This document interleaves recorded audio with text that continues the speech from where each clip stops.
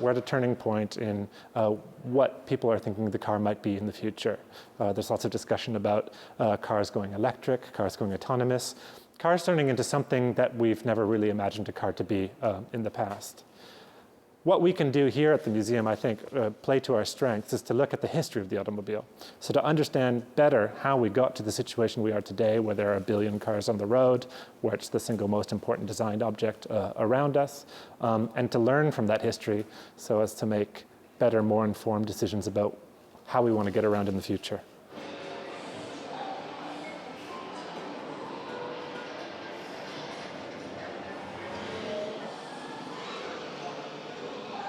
Detroit, of course, is in the Midwest, and what else is in the Midwest? It's a lot of meatpacking plants. And so Ford early on did some investigation. He commissioned films where he looked at the way meatpacking plants were taking animals, whole animals, into the plant, putting them on a chain, carrying them through, and gradually disassembling the plant to get all the respective parts. So essentially what he did is he reversed the process of a meatpacking plant to make the moving assembly line.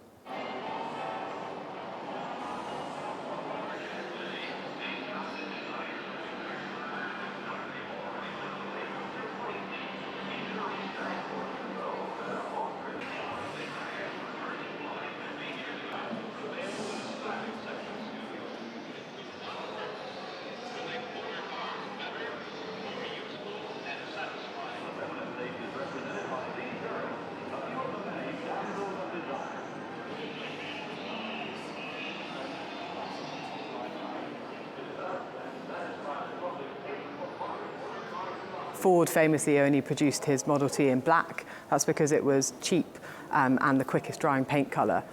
So it's kind of this really interesting story where we start to give cars this allure of styling, which then starts to seep into other product design, like cameras and typewriters, and even fashions, and has kind of created this way that we style things, even like iPhones today, and created this this need for consumption, where we have annual models and things are, outdated as quickly as possible.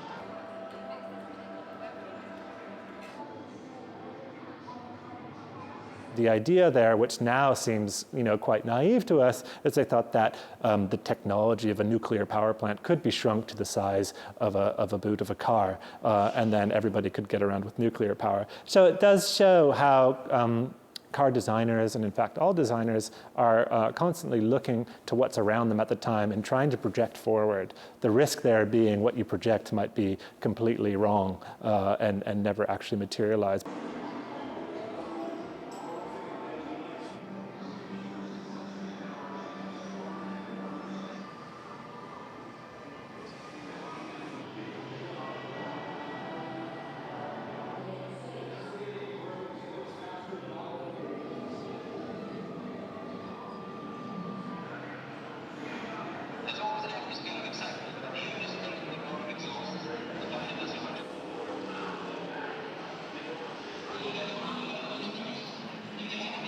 The future of the car is in transition. We can see the negative headlines around the use of oil, particularly around the use of diesel, petrol too coming under pressure. We can see the move towards electrification.